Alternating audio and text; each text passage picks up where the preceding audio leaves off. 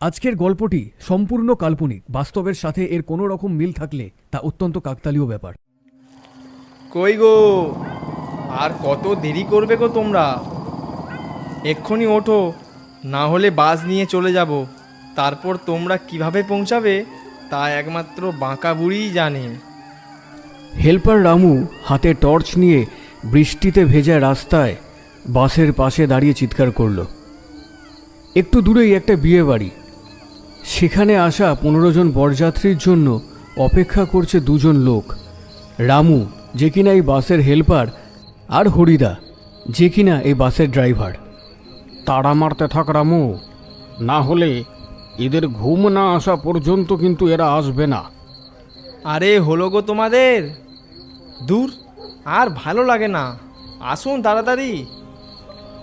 ধানেকুঠি গ্রামের শেষ প্রান্তে গাঢ় অন্ধকারের মধ্যে দাঁড়িয়েছিল বাসটা। মা বাঁকাবুড়ি লেখা আছে বাসের গায়ে।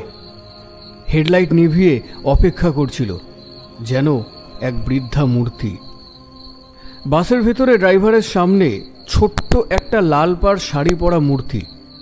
ঠিক করে বোঝা যাচ্ছে না মূর্তিটা, বেশ পুরনো। সন্ধ্যাবেলা মালা পরানো হয়েছিল।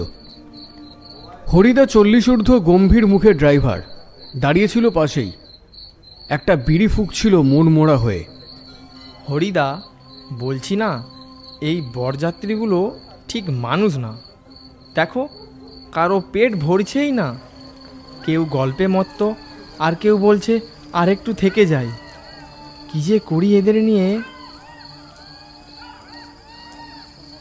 রাত 12টা বেজে গেছে রামু। ভাবছিলাম আজ একটু আগে এদের ছেড়ে দিয়ে বাস ডিপোয়ে লাগিয়ে ঘন্টাখানেক ঘুম মারব, তারপর নয় ভোরবেলা ফার্স্ট খেপ ধরব।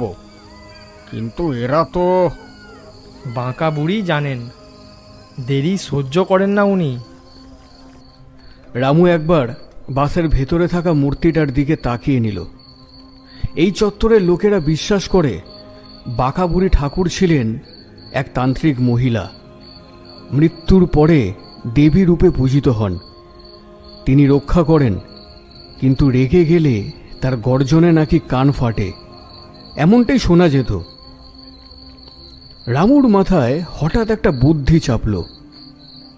শোনো না হরিদা, একটা কথা আছে, বলি। হ্যাঁ বল, তুই আবার চুপ থাকবি কেন? বলছিলাম, যদি চণ্ডীবন ধরে যায় অনেক সময় বাঁচবে হরিদা।